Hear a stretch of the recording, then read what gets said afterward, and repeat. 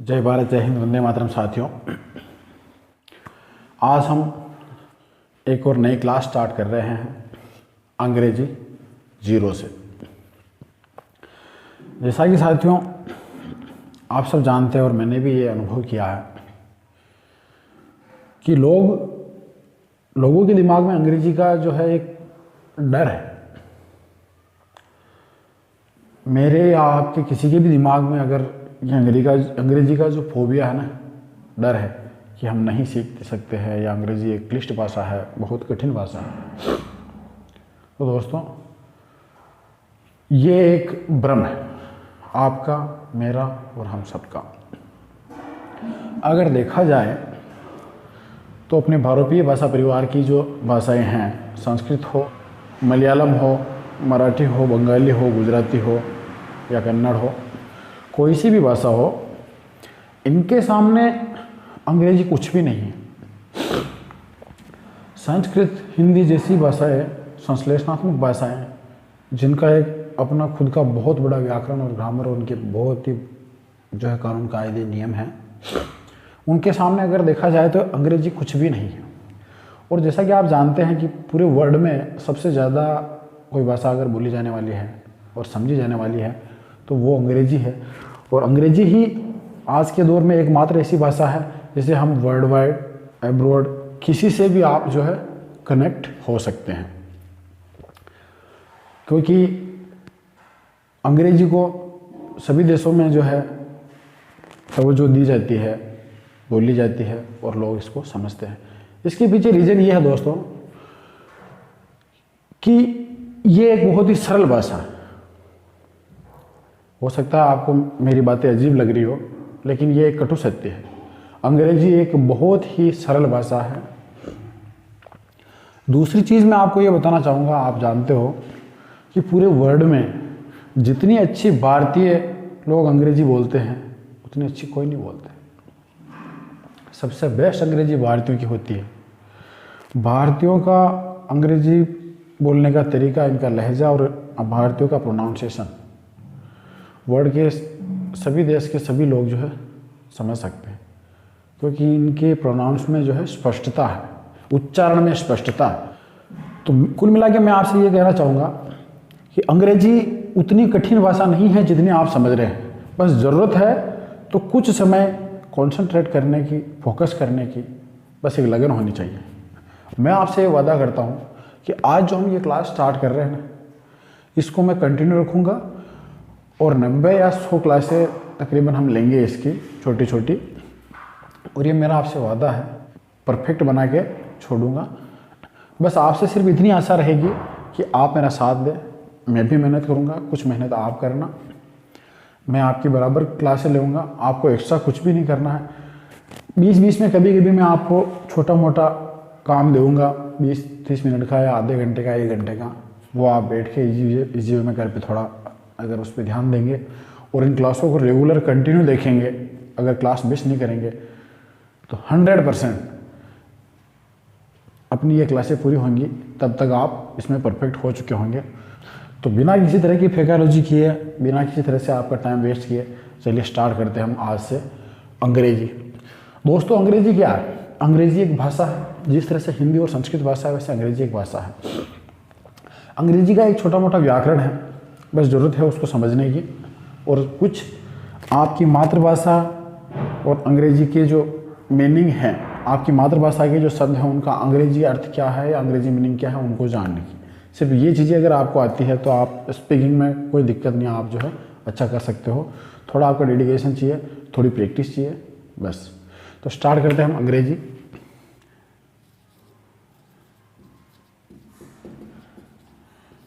ठीक है, सबसे पहले एक बात की जाए दोस्तों, तो इसमें हम सबसे पहले हम ग्रामर में लेंगे इसके टेंस। टेंस जो है बेस है। बिना टेंस को जाने आप कुछ नहीं जानते। अगर आपको टेंस अच्छे से आते हैं और आपको मीनिंग याद है तो यूँ समझ लीजिए कि आपको 90% अंग्रेजी आती है। ठीक, तो सबसे पहले हम इसके अंदर पढ़ेंगे टेंस। अब ये टेंस क्या होता है? हिंदी ग्रामर में हम जिसे काल कहते हैं उसी को अंग्रेजी में टेंस कहते हैं। बिल्कुल शॉर्ट एंड स्वीट चलेंगे हम, न तो कोई क्लिष्ट भाषा का उपयोग मैं करूँगा जो आपको समझ में नहीं आए, न कोई ज़्यादा बड़ा चढ़ा के कुछ कहूँगा, बिल्कुल साफ और स्पष्ट शब्दों में सार। टेंस को क्या कहते हैं? काल।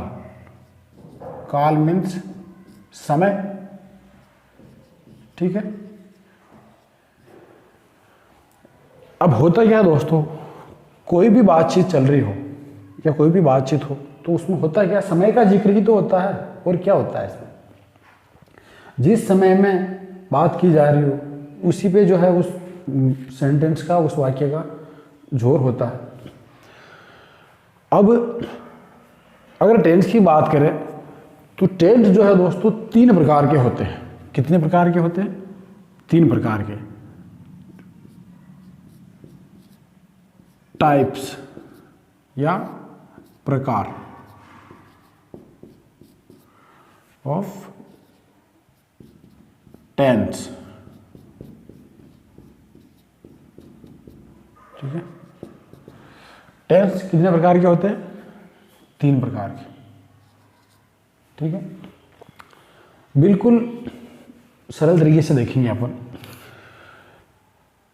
नंबर 1 होता है इसका प्रेजेंट टेंस।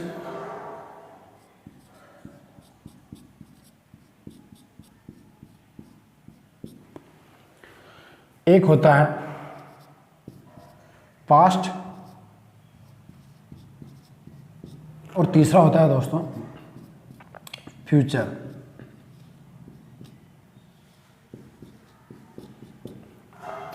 ये 3 जो है टेंस होते हैं मोटा मोटी। अब इन तीनों टेंसों को जो है 4 उपभागों में बांटा जाता है। कितने? 4। Number 1 simple. सिंपल का अर्थ होता है दोस्तों साधारण। इसे इंडेफिनाइट टेंस भी कहते हैं।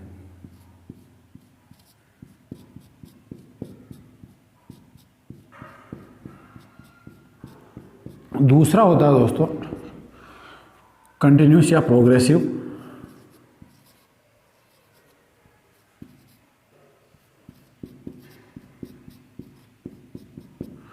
या कंटिन्यूस।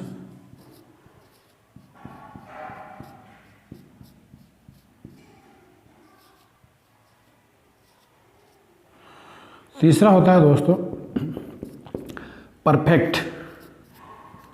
और चौथा प्रकार होता है परफेक्ट कंटिन्यूस। परफेक्ट प्रोग्रेसिव भी कह सकते हो, परफेक्ट कंटिन्यूस भी कह सकते हो। परफेक्ट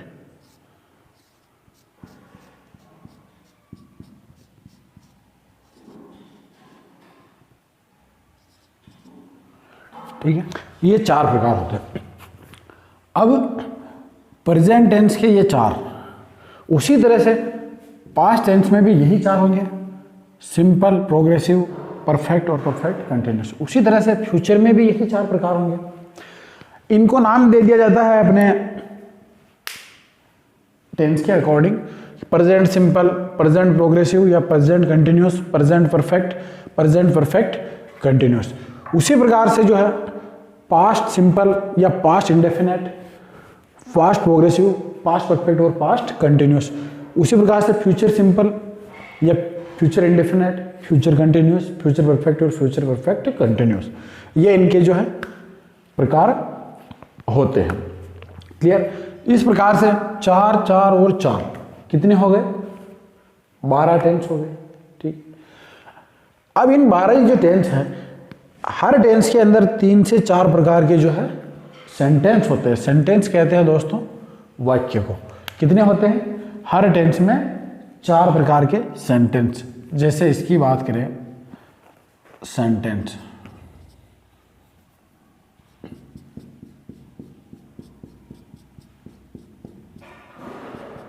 ये कितने होते हैं?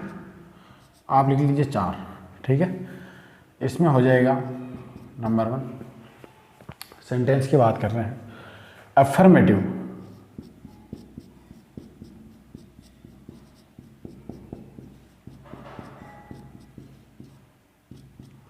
Affirmative sentence. दूसरा है नेगेटिव।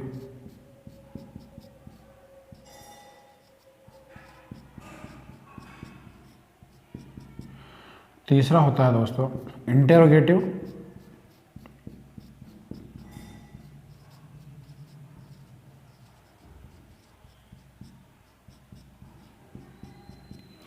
और चौथा है अपना इंटेरोगेटिव नेगेटिव।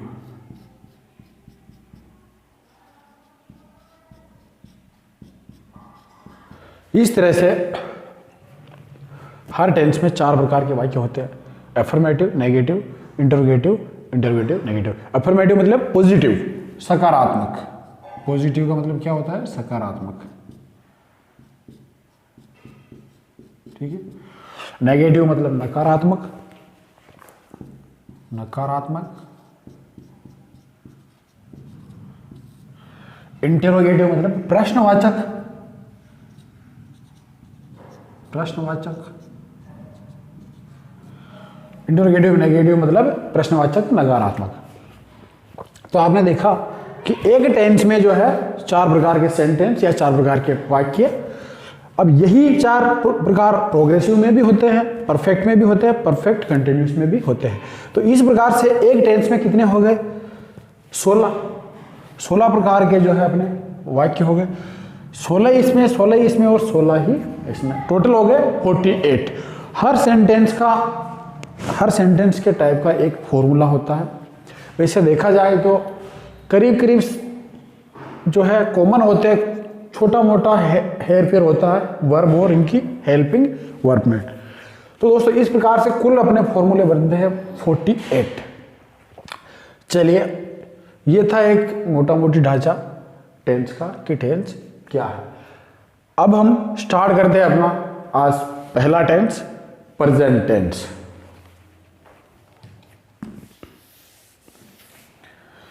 तो दोस्तों पहला टेंस लेते हैं अपन प्रेजेंट टेंस।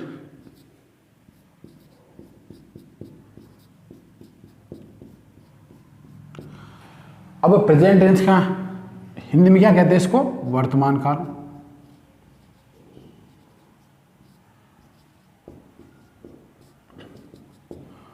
तो देखिए सीधे और सरल शब्दों में प्रेजेंट टेंस का अर्थ यह है कि यह वर्तमान काल है। वर्तमान काल के परिप्रेक्ष्य में जो भी बात की जाती है वो इस टेंस में आती है, या वर्तमान काल के संदर्भ में जो कुछ भी कहा जाता है वो प्रेजेंट टेंस में आता है।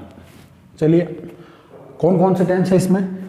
इसका पहला है इंडेफिनिट या सिंपल प्रेजेंट, सिंपल प्रेजेंट।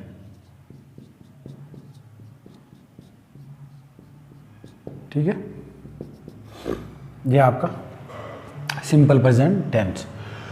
अब देखिए सिंपल प्रेजेंट टेंस में क्या होता है कि किसी बातचीत में ऐसे शब्द जैसे हैं, हो आदि आते हैं, वो इस टेंस में आते हैं। जैसे मैं जाता हूँ, तुम खाते हो, वर्षा होती है,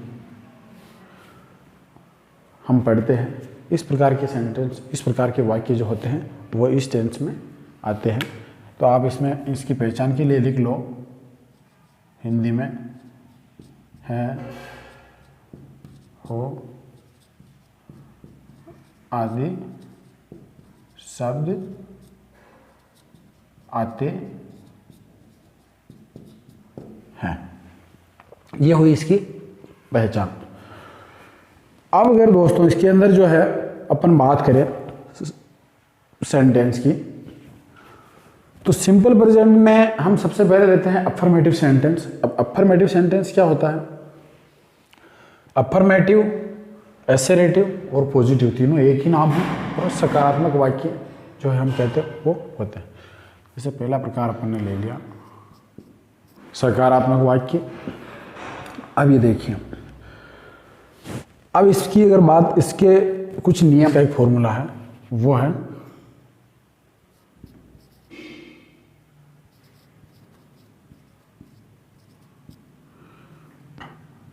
सब्जेक्ट प्लस वर्ब की फर्स्ट फॉर्म प्लस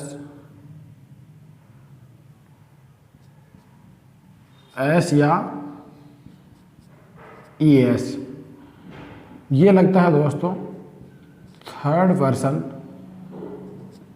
सिंगुलर के साथ। सिंगुलर सब्जेक्ट अगर हो तो प्लस ऑब्जेक्ट प्लस अदर्स, ये इसका फॉर्मूला है। अब मैं आपको समझाता हूं। सब्जेक्ट किसे कहते हैं? कर्ता। हिंदी में आप जिसे कर्ता कहते हो उसे सब्जेक्ट कहते हैं, मतलब काम को करने वाला। उसके बाद आता है दोस्तों वर्ब। वर्ब कहते हैं क्रिया को, जो भी काम किया जाता है, जो करने की जो क्रिया होती है, उस क्रिया को जो है अंग्रेजी में वर्ब कहते हैं। अंग्रेजी में हर वर्ब की फॉर्म चलती है, तीन फॉर्म होती है। वैसे आईएनजी फॉर्म को चौथी फॉर्म माना गया है, लेकिन 3 फॉर्म ही होती है। अगली बात की जाए, जैसे हिंदी में गया है, जाता है या जाएगा, उसी प्रकार इसमें जो 3 फॉर्म्स होती हैं। ठीक है, अगली चीज आई अपने इसमें एस या E S.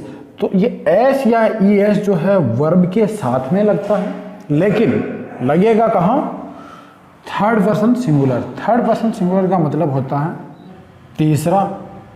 Third person singular मतलब तीसरा व्यक्ति कोई जो एक वचन हो, मतलब तीसरा और एक वचन।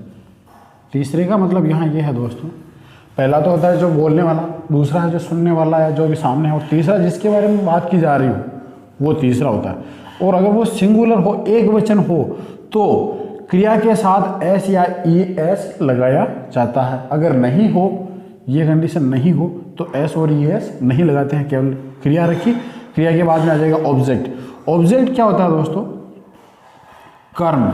जैसे वह खाना खाता है, तो खाना तो क्रिया हो गई। अब क्या खाता है? खाना, भोजन। तुम जयपुर जाते हो, या वह राम जयपुर जाता है, तो जाना तो क्रिया हो गई, और जयपुर वो एक कर्म हो गया। क्रिया का प्रभाव जिस पर पड़े वो कर्म होता है। ऑब्जेक्ट कर्म को कहते हैं। फिर अदर्स मतलब जो भी बचा हुआ शेष है, बचा हुआ या शेष जो भी है वो यहाँ रखा जाता है।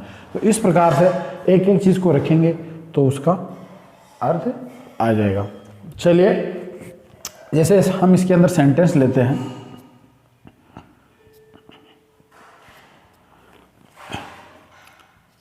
राम प्रतिदिन विद्यालय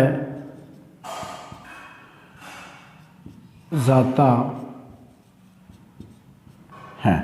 ठीक है, ये अपना हिंदी का वर्ड है, वाक्य है। अब अगर इसकी अंग्रेजी बनाई जाए दोस्तों, तो सबसे पहले सब्जेक्ट रखा जाएगा। सब्जेक्ट क्या है इसमें? राम। ठीक है, तो हमने रखा यहाँ राम। दूसरा वर्ब। वर्ब क्या है? क्रिया। क्रिया क्या है? राम प्रतिदिन विद्यालय जाता है, जाना। जाना को अंग्रेजी में कहते हैं गो।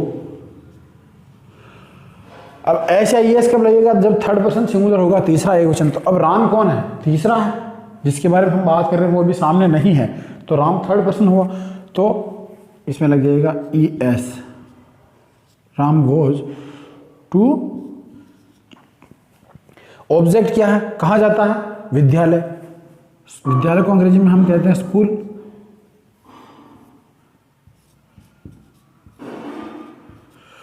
Ram goes to school.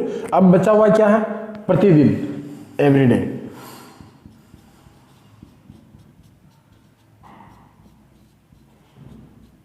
ठीक है, ये फुल स्टॉप।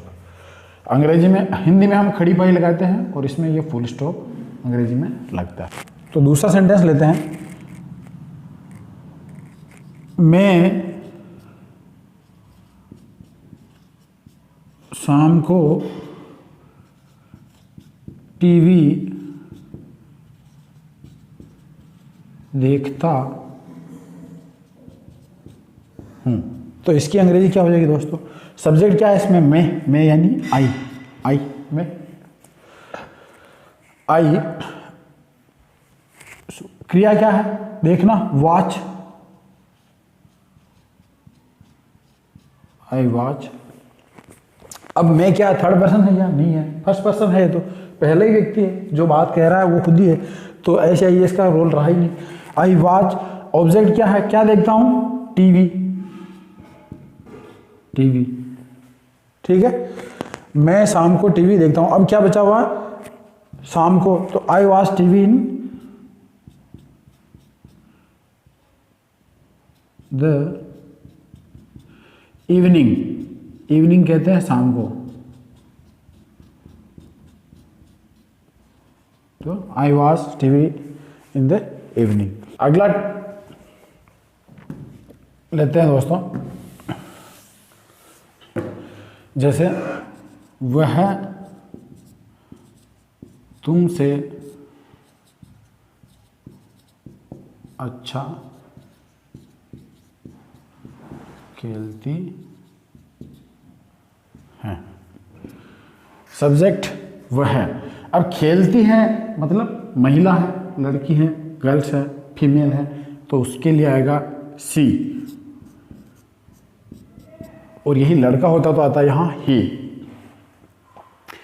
क्या है? खेलना, खेलने को अंग्रेजी में कहते हैं प्ले। अब वह तीसरा है कोई, तो थर्ड पर्सन हो गया। थर्ड पर्सन में क्या आएगा? एस या ई एस, ही प्लेस। अब कारण इसमें आ ही नहीं रहा, तो क्या हो जाएगा? अच्छा तुमसे, तो बेटर देन यू।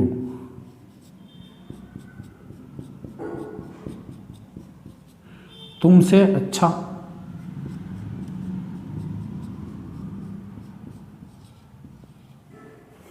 अगला सेंटेंस लेते हैं, हम घर जाना चाहते हैं। सब्जेक्ट वी, हम, WANT, वांट, वांट यानी होता है चाहना। We want to go, to go home.